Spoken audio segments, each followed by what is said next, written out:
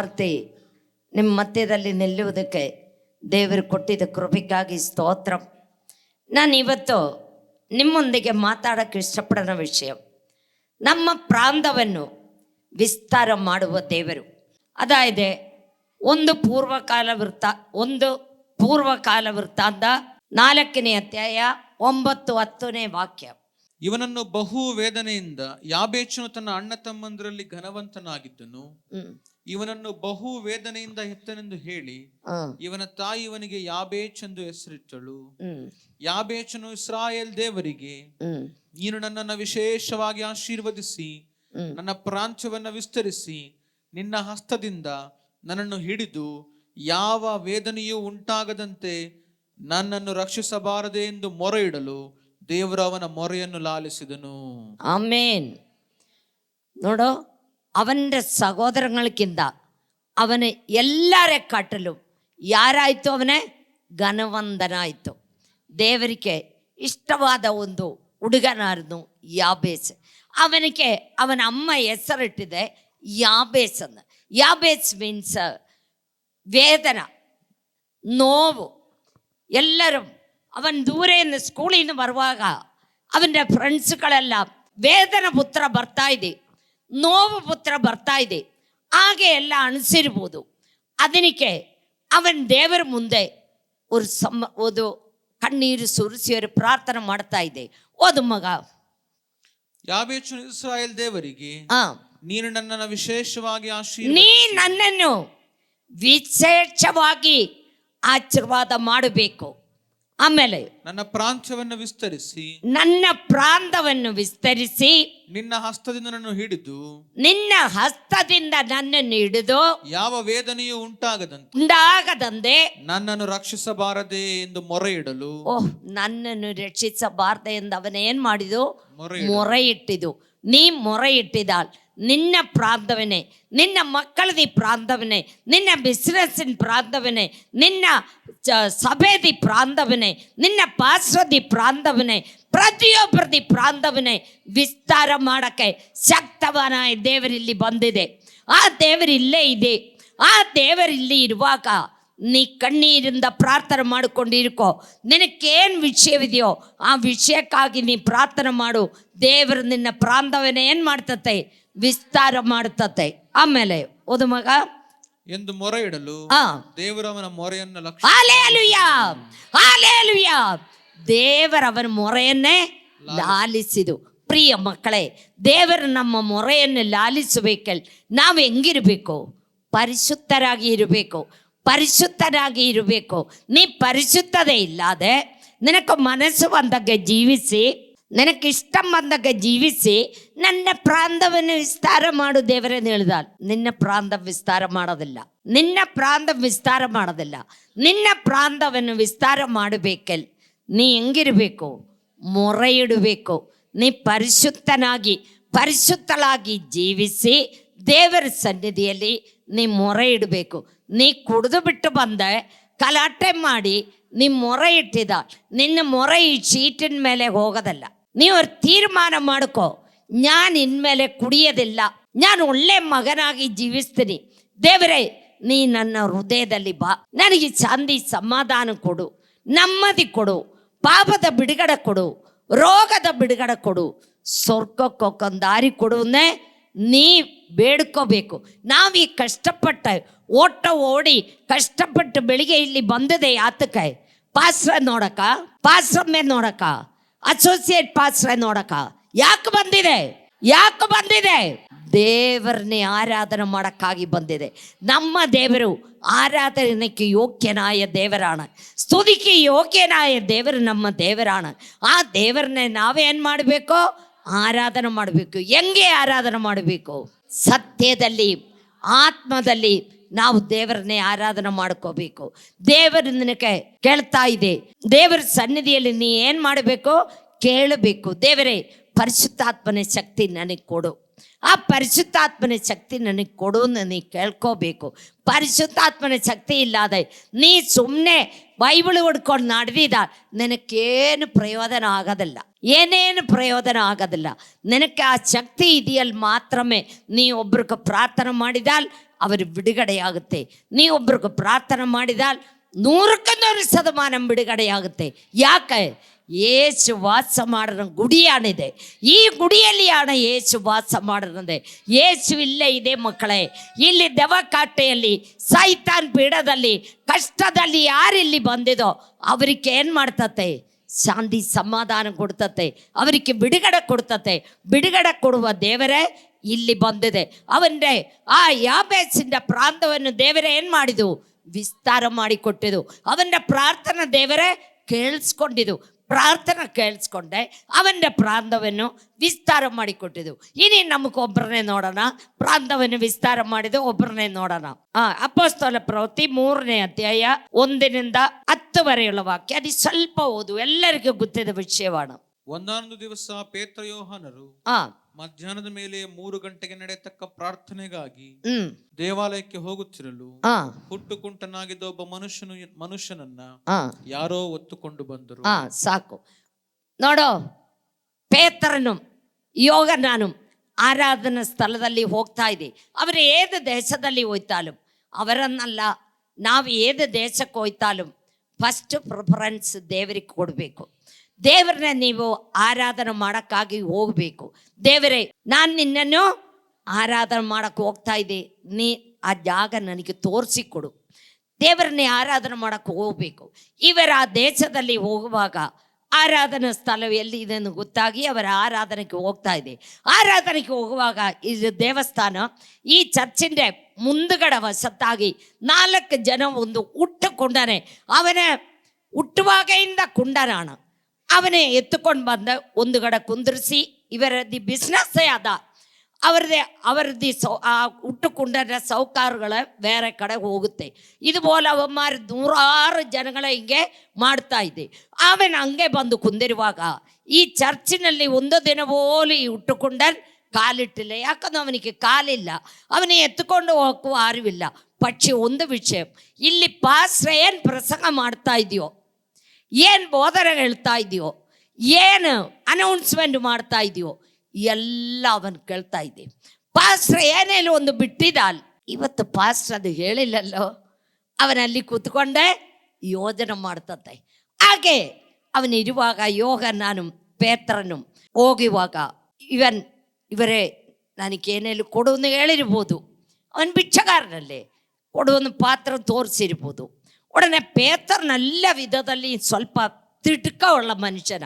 ಅವನೇನು ಹೇಳಿದನು?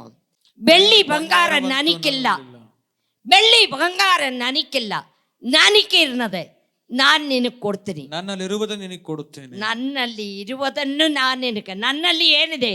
ದೇವರದ ಕೃಪೆಗಳು ಮರಗಳು ಇದೆ, ದೇವರು ನನ್ನ ಚದೆಯಲ್ಲಿ ಇದೆ, ನಾನು ನಿನಗೆ ಕೊಡ್ತೀನಿ ಹೇಳಿದು.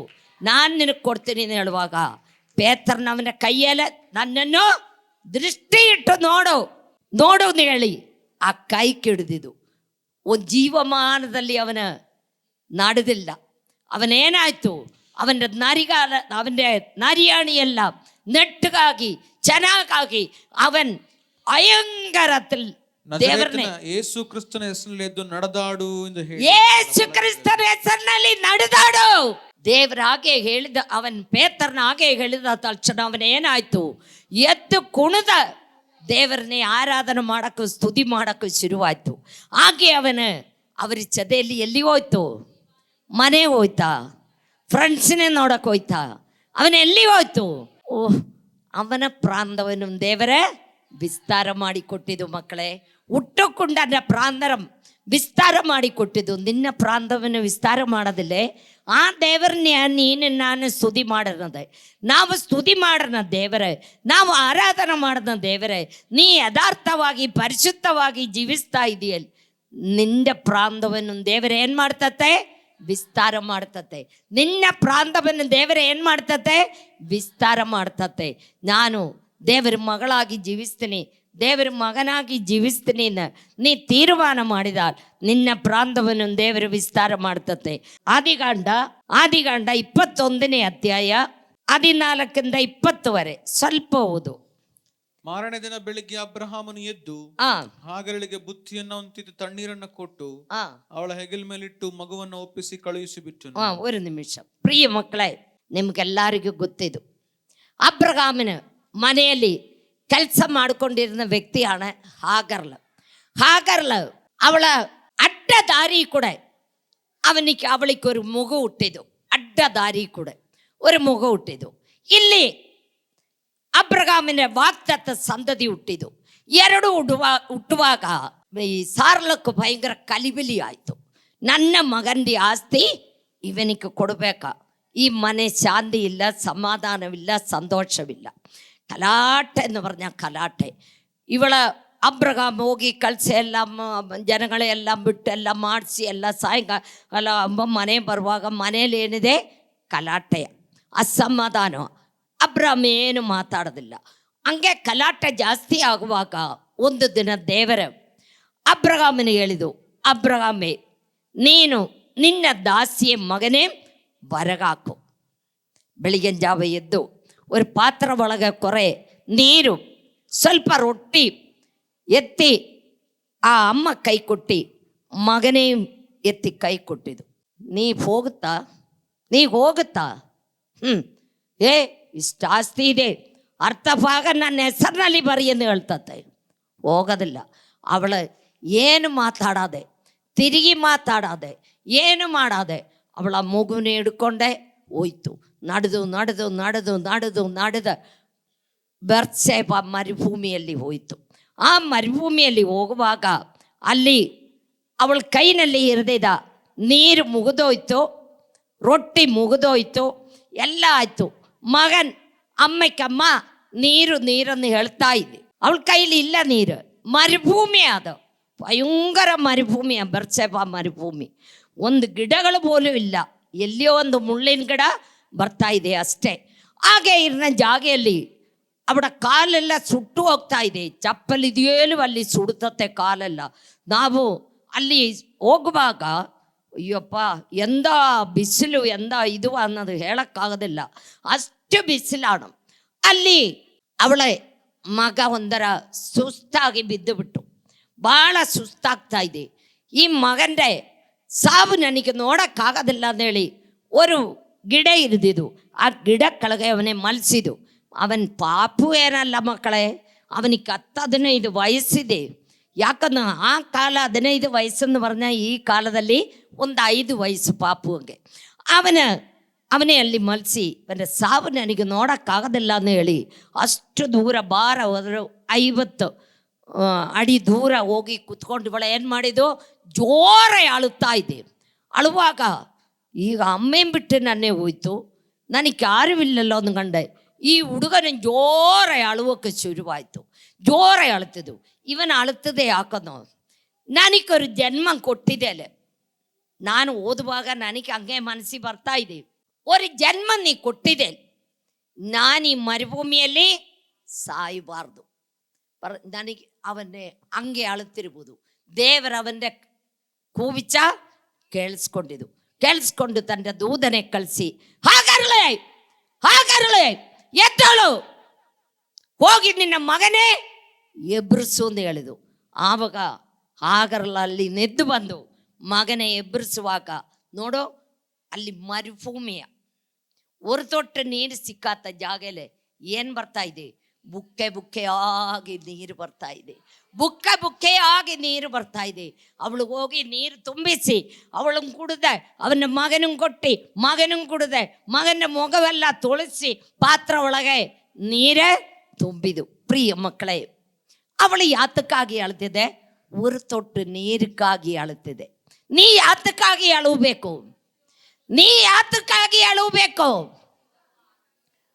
ಯಾತಕ್ಕಾಗಿ ಅಳಬೇಕು? ಪರಿಶುದ್ಧಾತ್ಮನ ಅಭಿಷೇಕಕ್ಕಾಗಿ ನೀ ಅಳಬೇಕು. ಪರಿಶುದ್ಧಾತ್ಮನ ಅಭಿಷೇಕಂ, ದೇವರೇ ನನಗೆ ನಿನ್ನ ಅಭಿಷೇಕ ಬೇಕು, ನನಗೆ ಆ ಅಭಿಷೇಕ ಕೊಡು, ನೀ ಅಳು. ದೇವರೇ ಏನು ಹೇಳಿದೆ? 7ನೇ ಅಧ್ಯಾಯ 37-38. ಆ ಜಾತ್ರೆಯ ಮಹಾ ದಿನದಲ್ಲಿ ಯೇಸು ನಿಂತುಕೊಂಡು ಹೇಳ್ತಾ ಇದೆ, ವಾಯರಿಕೆ ಇರಿನ ಪ್ರತಿಯೊಬ್ಬರು ನನ್ನ ಹತ್ರ ಬನ್ರಿ, ನಾನು ನಿನಗೆ ಒಂದು ದಿನ ವಾಯರಿಕೆ ಆಗತ್ತ ನೀರು ಕೊಡ್ತೀನಿ. ನನಗೆ ಆ ನೀರು ಬೇಡ. ದೇವರು ನಿಂತುಕೊಂಡು ಹೇಳ್ತಾ ಇದೆ, ಆ ನೀರು ಬೇಡ. ಯಾವ ನೀರು? 32ನೇ ವಾಕ್ಯ. ಇದನ್ನು ಯೇಸು ಆ ತನ್ನನ್ನು ನಂಬಿದವರು ಹೊಂದಿರುವ ಪವಿತ್ರಾತ್ಮ ವರವನ್ನು ಸೂಚಿಸಿ ಹೇಳಿದನು. ಹಲ್ಲೆಲೂಯಾ. ದೇವರು ಯಾವ ನೀರಿನ ವಿಷಯ ಹೇಳಿದೆ? ಪರಿಶುದ್ಧಾತ್ಮನ ನೀರಿನ ವಿಷಯವಾಗಿ ಹೇಳಿದೆ. ಆ ನೀರು ಇವತ್ತು ಸುರಿಬೇಕಿಲ್ಲಿ. ನಾವು ಸ್ವಲ್ಪ ಜನವೇ ಇದೆಯಲು, ಆ ನೀರು ಇವತ್ತು ಸುರಿಬೇಕು. ಭಾಳ ಜನವೇನು ಇರೋದಿಲ್ಲ. ಮಾಡಿ ಮೇಲೆ 120 ಜನವಿರ್ತಿದೆ, ಅದರಿಂದ ಜಾಸ್ತಿ ಜನ ನಂಬಿಕಿದೆ. ಅದಕ್ಕೆ ನಾವೇನು ಮಾಡಬೇಕು? ಕೂವಾಡಿ ಅಳೋಬೇಕು. ಇವತ್ತು ಪ್ರತಿಯೊಬ್ಬರು ಆ ಪರಿಶುದ್ಧಾತ್ಮನೆ ತುಂಬಿಕೊಂಡೇ ಇಲ್ಲಿದು ಹೋಗ್ಬೇಕು. ನಿನಗೆ ತುಂಬಿಲ್ಲ ಈಗ, ನಿನ್ನಲ್ಲಿ ಏನು ಪಾಪವಿದೆ ಅಂದರೆ ನೀ ಕುತ್ಕೊಂಡು ಯೋಧನೆ ಮಾಡ್ಕೋಬೇಕು. ದೇವರೇ, ನಾನೇನು ಪಾಪ ಮಾಡಿದ್ದು, ನನ್ನಲ್ಲಿ ಏನು ಪಾಪವಿದೆ ನೀ ತೋರಿಸಿಕೊಡು. ನಿನಗೂ ಗೊತ್ತೋ ನೀ ಮಾಡಿದ ಪಾಪ, ನಿನಗೂ ಗೊತ್ತೋ 10 ವಯಸ್ಸಿಂದ ಇವತ್ತುವರೆ ಮಾಡಿದ ಸಕಲ ಪಾಪ ನಿನಗೂ ಗೊತ್ತು. 10 ವಯಸ್ಸಿನಿಂದ ಇವತ್ತುವರೆ ಮಾಡಿದ ಪಾಪ ನಿನಗೂ ಗೊತ್ತು. ನೀ ಕುಡ್ದಿರ್ಬೋದು, ನೀ ಬೀಡಿ ಮಾಡಿರ್ಬೋದು, ನೀ ಸಿಗಟ್ಟು ಮಾಡಿರ್ಬೋದು, ನೀ ಹೆಣ್ಣುಡಿಗಳೇ ಚುಡಾಸಿರ್ಬೋದು, ನೀ ಏನು ಮಾಡಿದೋ ನಿನಗೂ ಗೊತ್ತು. ನೀ ಅದು ದೇವರ ಮುಂದೆ ಗೋಳಾಡಿ ಆಳು. ಆವಾಗ ದೇವರು ನಿನಗೆ ಆ ಪರಿಶುದ್ಧಾತ್ಮನ ನೀರೇ ಕೊಡ್ತತೆ. ಅವಳ ಪ್ರಾಂತವನ್ನೇ ದೇವರೇ ವಿಸ್ತಾರ ಮಾಡಿದು. ಅವಳಿಗೊಂದು ಮಗು ಇರದಿದ್ದು ಈಗ 5 ವನ್ಗರ ಇಲ್ವ ಜನವಾಗಿ ಬಿಟ್ಟು, 5 ವನ್ಗರ ಇಲ್ವ ಜನವಾಗಿ ಬಿಟ್ಟು, ಆ ಜನ ಭಯಂಕರ ದೇವರು ಅವನೇ ಆಶೀರ್ವದಿಸಿದು. ನಿನ್ನ ಪ್ರಾಂತವನ್ನೇ ನಾನು ವಿಸ್ತಾರ ಮಾಡಿದು. ದೇವರವರದಿ ಪ್ರಾಂತವನ್ನೇ ವಿಸ್ತಾರ ಮಾಡಿದು. ಮಕ್ಕಳೇ, ಇನಿ ಒಂದು ವಾಕ್ಯ ಓದೋಣ ಮಗ. ಲೂಕನ ಬರೆದ ಸುವಾರ್ತೆ 8ನೇ ಅಧ್ಯಾಯ 26ರಿಂದ 36 ಸ್ವಲ್ಪ ಓದು. ಆಮೇಲೆ ಅವರು ಗಲಿಲಾಯಕ್ಕೆ ಎದುರಾಗಿರುವ ಗೆರಸೇನರ ಸೀಮೆಗೆ ಮುಟ್ಟಿದರು. ಆತನು ದಡಕ್ಕೆ ಇಳಿಯುತ್ತಲೇ ಆ ಊರಿನವನಾದ ಒಬ್ಬ ಮನುಷ್ಯನು ಆತನ ಎದುರಿಗೆ ಬಂದನು. ಯೇಸು ಸ್ವಾಮಿ ಗಲೀಲಾಯನ್ನ ಊರಿಂದ ದಾಟಿ ಬರ್ತಾ ಇದ್ದಿದ್ದು. ಬರುವಾಗ ಒಂದು ಮನುಷ್ಯನೇ ಯೇಸು ಸ್ವಾಮಿಗೆ ಎದುರೇ ಬಂದು ಓದು ಮಗ. ಅವನಿಗೆ ದೆವ್ವಗಳು ಹಿಡಿದಿದ್ದವು. ಬಹುಕಾಲದಿಂದ ಬಟ್ಟೆಯನ್ನೇ ಹಾಕಿಕೊಳ್ಳದೆ. ಅಯ್ಯೋ ನೋಡು, ಅವನ್ ಎದುರೇ ಬಂದು ಅವൻ്റെ ಬಹು ಕಾಲವಾಗಿ ಅವನ ಶರೀರದಲ್ಲಿ ಏನಿಲ್ಲ, ಬಟ್ಟೆ ಇಲ್ಲ. ಯಾಕನ್ನೋ ಅವನ್ ಕಲ್ಲಿಡ್ಕೊಂಡೆ ಅವನ ಶರೀರವೆಲ್ಲ ಕುಟ್ಟಿ ರಕ್ತ ಸುರಿಸೋದು, ಕೂದಲೆಲ್ಲ ಇಷ್ಟು ಬೆಳೆದು ಕೂದಲು ತುಂಬ ಏನಿರ್ಬೋದು ನೋಡಕ್ಕೆ ಯಾವ ಚಂದವಿಲ್ಲದೆ ರಕ್ತವೆಲ್ಲ ಹಿಂಗೆ ಸುರಿಸ್ತಾ ಇದೆ. ಅಂದವರು ವ್ಯಕ್ತಿ ಅವನೇ ದೊಡ್ಡ ಆನೆಕ್ಕೆ ಕೆಟ್ಟಿನ ಸರ್ಪಣಿವಲ್ಲಿ ಇವನೇ ಕೆಟ್ಟಿದಾಲು ಆ ಸರ್ಪಣಿನ ಒಂದು ದಾರ ಉಡಿನಂಗೆ, ದಾರ ಮುರಿನಂಗೆ ಆ ಸರ್ಪಣಿ ಮುರಿದ ಜನಗಳೆಲ್ಲ ಎದುರ್ಕೊಂಡಾಣ. ಆ ದಾರಿಯೆಲ್ಲ ಹೋಯ್ತು. ಅವನ್ ಮಲ್ಗನೆಯಲ್ಲಿನೋ ಸ್ಮಶಾನ ಒಳಗೆയാണ് അവൻ മൽകുന്നത്. അകലെല്ലാം കൂവാടിക്കൊണ്ട് അയ്യോ എന്നും പറഞ്ഞു കൂവാടതും കല്ലെടുക്കൊണ്ട് മെയ്യെല്ലാം ജജ്ജതും ഓടിയതും രക്ത സുരിച്ചതും എല്ലാം അവനിക്ക് ಗೊತ್ತಿಲ್ಲ. 6,000 ದೆವೆയാണ് ಅವನ ಮೇಲಿರಿക്കുന്നത്. 6,000 ದೆವ. ಆ ದೆವೆ ಇರುವಾಗ ಅವನಿಗೆ ಏನು ಗೊತ್ತಾಗೋದಿಲ್ಲ. ಯೇಸು ಸ್ವಾಮಿ 100 ಕುರಿಗಳಿರ್ದಿದ್ದು, ಒಂದು ಕುರಿ ಕಳೆದೋಯ್ತು. 99ನೇ ಅದನ್ನೇ ಬಿಟ್ಟಿಟ್ಟೆ ಒಂದು ಕುರಿಯ ಹುಡುಕಿ ಯೇಸು ಸ್ವಾಮಿ ಅಲ್ಲಿ ಹೋಯ್ತು. ಪ್ರಿಯ ಮಕ್ಕಳೇ, നമ്മെ ഓരോരുത്തരെയും ആകെ ಹುಡುಕಿ ಬಂದ നമ്മൾ ಎಲ್ಲಿ ಇರ್ದಿದ್ದವರ? ಕೆಸರಿನಲ್ಲಿ ಬಿದ್ದಿದ್ದವರು, ಮುಳ್ಳಿನಡೆಯಲ್ಲಿ ಬಿದ್ದಿದ್ದವರು, ಎಲ್ಲಿಯೆಲ್ಲ ಬಿದ್ದಿದ್ದವರನ್ನೇ ದೇವರು ಹುಡುಕಿ ಬಂದು ಮಗಳೇ, ಕಷ್ಟಪಡುವವರೇ, ಓರೇ ಹೊತ್ತವರೇ, ನೀವೆಲ್ಲ ನನ್ನ ಬಳಿಗೆ ಬನ್ರಿ, ನಾನು ನಿನಗೆ ವಿಶ್ರಾಂತಿಯನ್ನು ಕೊಡ್ತೀನಿ എന്ന് ಹೇಳಿದ ದೇವರಾണ് ನಮ್ಮ ದೇವರು. ആ ದೇವರು ಬಂದ അവൻ്റെ ശരീരത്തിലിരിക്കുന്ന ദവയ്ക്ക് അർപ്പണ കൊട്ടിതു. അവനെ വിട്ട് ತೊಲಗೋ എന്ന് ಹೇಳಿದು. ಉಡನೆ ಅವನು ಹೇಳಿದು, ನನ್ನೆ ಪಾತಾಳ ಒಳಗೆ ಬಿಡಬೇಡ എന്ന് ಹೇಳುವಾಗ ಅಲ್ಲಿ ಭಾಳ ಜನ ಹಂದಿಗಳು ಮೇಯ್ತಾ ಇದ್ದಿದ್ದು. ಆ ಹಂದಿಗಳು ಚದೆ ಬಿಡು ಎಂದು ಹೇಳಿದು. ಆ ಸೈತಾನುಗಳೆಲ್ಲ ಇವൻ്റെ ಮೈ ಮೇಲೆ ಹೋಗಿ ಹಂದಿಗಳ ಒಳಗಡೆ ಹೋಗಿ ಆ ಹಂದಿಯೆಲ್ಲ ಕೂಡ ಏನಾಯಿತು, ಆ ಸಮುದ್ರ ಒಳಗೆ ದುಮ್ಮುಕ್ಕು പറഞ്ഞ് ಬಿದ್ದು ಬಿಟ್ಟಿದ್ದು. ಪ್ರಿಯ ಮಕ್ಕಳೇ, ಅವನು ಯೇಸು ಸ್ವಾಮಿ ಹೋಗುವಾಗ ನಾನು ಬರ್ತೀನಿ ಎಂದು ಹೇಳಿದು. ಬೇಡ, ನಾನು ನಿನಗೆ ಏನು ಮಾಡಿದ್ದು ಅದು ಹೋಗಿ ಎಲ್ಲರಿಗೂ ಹೇಳು ಎಂದು ಹೇಳಿದು. ಅವನ್ ಜನಗಳೆಲ್ಲ ಈ ವಿಷಯ ಗೊತ್ತಾಗಿ ಎಲ್ಲರೂ ಪಟ್ಟಣ ಒಳಗೆ ನೋಡಿ ಬರ್ತಾ ಇದ್ದೆ. ಯಾಕಂದ್ರೆ 6,000 3000 ಇದು ಹಂದಿಗಳು ಇರಿದಿದ್ದದು. ಒಂದಿಲ್ಲ ಅದೆಲ್ಲ ಹೋಗಿ ಬಿಡುವಾಗ ಅವ್ರಿಗೆ ಎಷ್ಟು ನೋವು ಬರ್ತತೆ. ಸ್ವಾಮಿಗೆ ಬಂದು ಕೈ ಜೋಡಿಸಿ ಹೇಳ್ತಾ ಇದೆ, ನೀ ಇಲ್ಲಿಂದ ಹೋಗಿಬಿಡು, ನಮ್ಮ ಊರಿಂದ ಹೋಗಿಬಿಡು. ನೋಡೋಣ ಇವನ್ ಹೇಳ್ತಾ ಇದೆ. ಅವ್ರು ಬಂದು ನೋಡುವಾಗ ಇವನ್ ಸ್ನಾನ ಮಾಡಿ ಬಟ್ಟೆ ಎಲ್ಲ ಹಾಕಿ ಕೂದೆಲ್ಲ ಕಟ್ ಮಾಡಿ ಚೆನ್ನಾಗಿ ಪಾದದಲ್ಲಿ ಕುತ್ಕೊಂಡು ವಾಕ್ಯ ಹೇಳ್ತಾ ಇದೆ, ವಾಕ್ಯ ಕಲಿತಾ ಇದೆ. ಹಾಗೆ ಕೇಳುವಾಗ ಅವನ್ ಹೇಳಿದ್ದು, ಸ್ವಾಮಿ ನಾನು ನಿಂಚದೆ ಬರ್ತೀನಿ, ಬೇಡ ನಾನು ನಿನಗೆ ಏನು ಮಾಡಿದೆನೋ ನೀ ಹೋಗಿ ನಿನ್ನ ಮನೆಯಲ್ಲಿ ನಿನ್ನೆಲ್ಲರಿಗೂ ತೋರಿಸ್ಕೊಂಡು ಹೇಳಿದು. ಪ್ರಿಯ ಮಕ್ಕಳೇ, ಅವನ್ ದೆಕ್ಕೆಪೊಲಿ ಅನ್ನೋ ಊರಿನಲ್ಲಿ ಹಣ ಇರ್ದಿದ್ದದೆ. ದೆಕ್ಕೆಪೊಲಿ ಮೀನ್ಸ್ 10 ಪಟ್ಟಣವಿರುವ ಒಂದು ಊರಾಣ, 10 ಪಟ್ಟಣ. ಆ ಪಟ್ಟಣದಲ್ಲಿ ಇರುವಾಗ ಇವನ ಎಲ್ಲರಿಗೂ ಏನು ಮಾಡಿದು, ವಾಕ್ಯ ದೇವರ ವಿಷಯ ಸಾರಿದು. ಯೇಸು ಸ್ವಾಮಿ, ನಾನು ಇಷ್ಟು ದೆವ್ವಗಳಲ್ಲಿ ತುಂಬಪಟ್ಟೆ, ನಾನು ಕಷ್ಟಪಟ್ಟೆ, ನನ್ನ ಕೂದಲೇ ಕಟ್ ಮಾಡಾದೆ, ನನ್ನ ಮೈ ಮೇಲೆ ರಕ್ತ ಸುರಿಸಿ, ನಾನು ಬಟ್ಟೆ ಇಲ್ಲತ್ತವನಾಗಿ ನಾನು ಓಡಾಡಿಕೊಂಡು ನಡೆದಿದ್ದು. ಅವನ ಅನುಭವ ಸಾಕ್ಷಿ ಅವನೆಲ್ಲರಿಗೂ ಹೇಳಿದು. ಎಲ್ಲರೂ ಯೇಸು ಸ್ವಾಮಿನೇ ನಂಬಿದು. 10 ಪಟ್ಟಣ ಮೇಲೆ ಪಾಸ್ರಾಗಿ ಅವನ್ ದೊಡ್ಡ ಸೆಂಟ್ರಲ್ ಪಾಸ್ರಾಗಿ ಬಿಟ್ಟಿದ್ದು. ಪ್ರಿಯ ಮಕ್ಕಳೇ, ನೀ ಎಷ್ಟು ಜನಮನೆ ನೀ ದೇವರು ಮಾಡಿದ ವಿಷಯ ಹೇಳ್ತಾ ಇದೆ, ನೀ ಎಷ್ಟು ಜನಮನೆ ಹೇಳ್ತಾ ಇದೆ. ನೀ ಇಲ್ಲಿ ಬಂದೆ ದವ ಬಿಡಿಸ್ತಾ ಇದೆ, ಮಾಟ ಮಂದ್ರ ಬಿಡಿಸ್ತಾ ಇದೆ, ಏನೆಲ್ಲ ಮಾಡಿದಾಲು ನೀ ಮುಚ್ಚಿ ಇಟ್ಟುಕೊಂಡಿರಬಾರ್ದು. ನೀ ಬೆಳಕ ಹತ್ತಿಸಿ ಎಲ್ಲಿ ಇಡಬೇಕು, ಮೇಲಕ್ಕಿಡಬೇಕು ಬೆಳಕ. ಇಲ್ಲಿ ದೀಪ ವಿರಿದಿದೆಲ್ಲ ಎಲ್ಲರಿಗೂ ಕಾಣ್ತತೆ. അതേ സമയം ഒരു പുട്ടി കളകടയോ ഒരു മഞ്ച കളകടയോ അത് ഇട്ടിട്ടാൽ ആരിക്കലും കാണത്തത്താ? കാണതില്ല. പ്രിയ മക്കളെ, ಹಂಗೆ ಇಡಕ್ಕಲ್ಲ ದೇವರು ನಿನ್ನೆ ಆರಿಸಿಕೊಂಡಿದ್ದದೆ. ದೇವರು ನಿನ್ನೆ ಆರಿಸಿಕೊಂಡಿದ್ದದೆ. ನೀ ಬೇರೆಯವರಿಗೆ ದೇವರ ವಿಷಯ ಸಾರಬೇಕು. ದೇವರ ಮಗಳು ನೀ ಆಯ್ತಂಗಿಲ್, ದೇವರ ಮಗನ್ ನೀ ಆಯ್ತಂಗಿಲ್, ನೀ ಒಂದು ದಿನ ಒಬ್ರು ಕಾಣ ಹೇಳು, ಯೇಸು ಸ್ವಾಮಿ ಜೀವಿಸುವ ದೇವರು, ಸತ್ಯ ದೇವರು.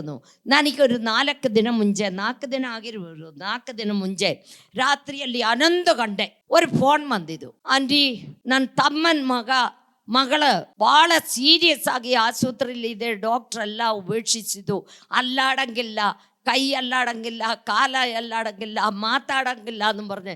ನಾನೀಗ ಅಳುತ್ತೋಂಡು ಫೋನ್ ಮಾಡಿದ್ದು. ಅವರಿಗೆ ಬೇಕಿಲ್ಲಲ್ಲೋ, ನಿನಗೆ ಬೇಕಾന്ന് ಹೇಳಿದ್ದು. ಇಲ್ಲ ನೀ ನನ್ನ ತಮ್ಮನ ಮಗಳ ಅಂತ ಬರ್ದು ಅಳುತ್ತಿದ್ದು. ಇಲ್ಲೇ ಕುಂತಿದೆ ಆ ಅಮ್ಮ ನನ್ನ ಮುಂದೆ ಅಳುವಾಗ ಒಂದು ಪ್ರಾರ್ಥನೆ കൊണ്ട് ಪ್ರಾರ್ಥನೆ ಮಾಡಿ ಅವಳ ಕಣ್ಣೀರು ನೋಡಿ ಆ ಪ್ರಾರ್ಥನೆ ಮಾಡಿದೆ. ದೇವರೇ, ಈ ನಿಮಿಷಮೇ ಆ ಪಾಪುನೆ ಮುಟ್ಟಬೇಕು.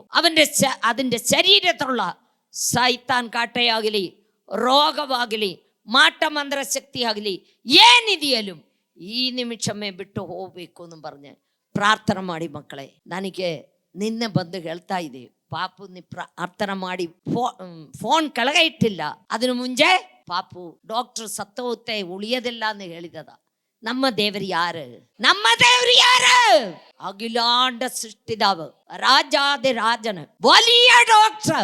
ഒരു ഡോക്ടർ കയ്യിൽ ആകാത്തത് ನನ್ನ ಡಾಕ್ಟರ್ ಆದ ಯೇಸು ಕ್ರಿಸ್ತನ್ ಚದೆಯಲ್ಲಿ ಆಗುತ್ತೆ. ಅವನ್ ನಿನ್ನಲ್ಲಿ ಇರಬೇಕು. ಅವನ ಕೃಪೆಗಳು ವರಗಳು ನಿನಗೆ ಬೇಕು. ದೇವರೇ, ನೀ 4 ದಿನ ದೇವರ ಸನ್ನಿಧಿ ಬರೋದು, 5ನೇ ದಿನ ನೀ ಹಿಂದಿರುಗಿ ಹೋಗೋದು ಮಾಡಿದಾಲ್ ದೇವರು ನಿನ್ನೆ ತಿರುಗಿ ನೋಡೋದಿಲ್ಲ. ಯಥಾರ್ಥವಾಗಿ, ಪರಿಶುದ್ಧವಾಗಿ, ನಿಯತ್ತವಾಗಿ ದೇವರ ಸನ್ನಿಧಿಯಲ್ಲಿ ನಿನ್ನ ಬಾಯಲ್ಲಿ ಸುಳ್ಳು, ತಾರತಗಡಿ, ಕೆಟ್ಟ ಮಾತು ಯಾವುದೂ ಇರಬಾರ್ದು. ಯಾವಾಗ ಟೈಮ್ ಸಿಕ್ಕಿದಾಲು ಓಡಿ ಹೋಗಿ ಒಂದು ಬೈಬಲ್ ಓದ್ಕೋಬೇಕು. ಬೈಬಲ್ ಓದುವವರೇ, ಕೇಳುವವರೇ, ಅದನ್ನೊಂದೇ ನಡೆಯುವವರೇ ಯಾರೇ?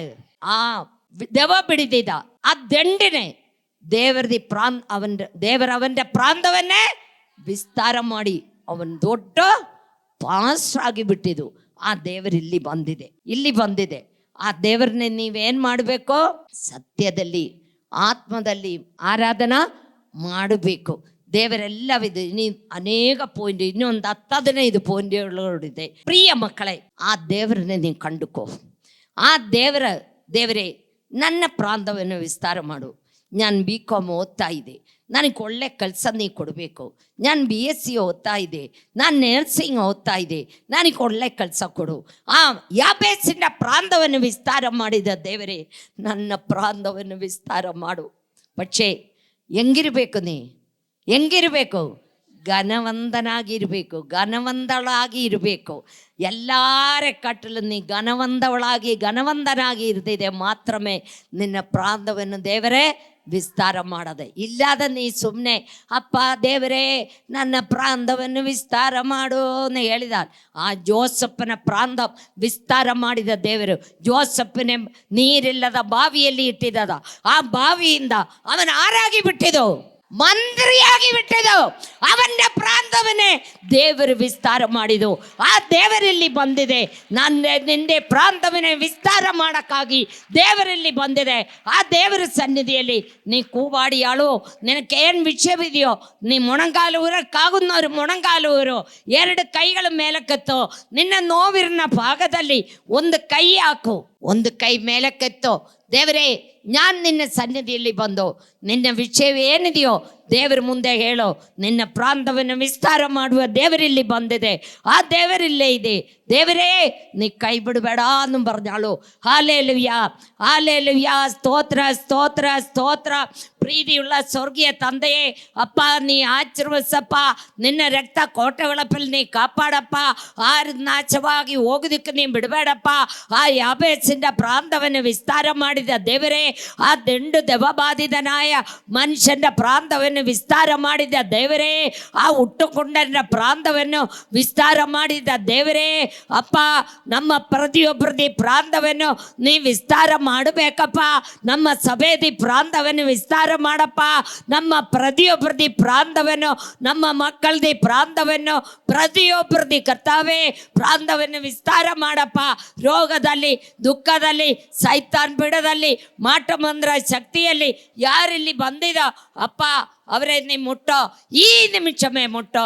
പിതാവിൻ്റെയും പുത്രൻ്റെയും പരിശുദ്ധാത്മാവിൻ്റെയും അധികാരമുള്ള യേശു ക്രിസ്തുവിൻ നാമത്തിൽ ഈ നിമിഷമേ മുട്ടോ, ഈ നിമിഷമേ മുട്ടോ. ದೇವರೇ, ನೀ ಅದ್ಭುತ ಮಾಡಪ್ಪ, ಅದ್ಭುತ ಮಾಡಪ್ಪ. സ്വർഗം തൻ്റെ സിംഹാസനവും ഭൂമി തൻ്റെ പാദപീഠവുമായിരിക്കുന്ന യേശുവിൻ്റെ കരവിത ನಿಮ್ಮ ಮೇಲೆ ಬರ್ತಾ ಇದೆ, ಪ್ರತಿಯೊಬ್ಬರ ಮೇಲೂ ಬರ್ತಾ ಇದೆ.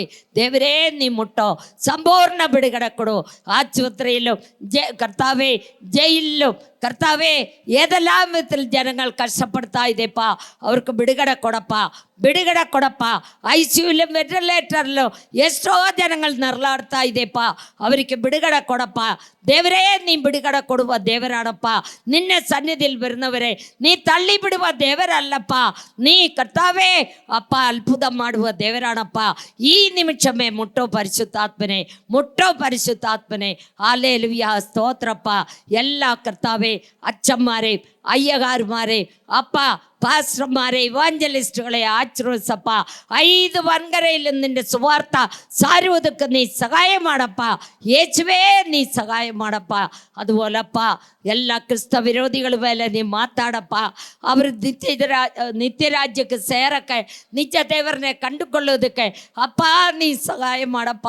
ಅಪ್ಪ, ನಿತ್ಯ ನರಕದಲ್ಲಿ ಹೋಗೋದಕ್ಕೆ ನೀ ಬಿಡಬೇಡಪ್ಪ. ಬೆಂಕಿಗಂತಳು ಇರುವ ಕೆರೆಯೊಳಗೆ ಹೋಗಕ್ಕೆ ನೀ ಬಿಡಬೇಡಪ್ಪ.